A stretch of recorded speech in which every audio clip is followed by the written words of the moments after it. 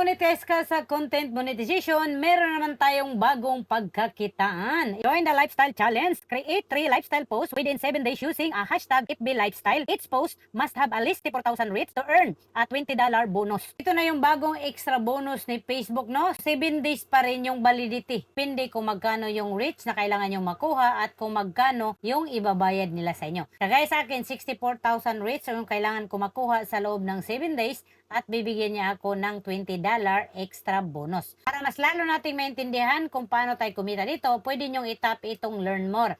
At basa-basahin nyo lang, tapos meron siya ditong sinasuggest na video. Pwede kayo dito mismo mag-direct post, itap nyo lang itong create. Then automatic, naka-hashtag na yung FB Lifestyle. Pwede kayo ditong mag-post ng mga text post, photos, at kung mag-post kayo dito ng video, pwede rin.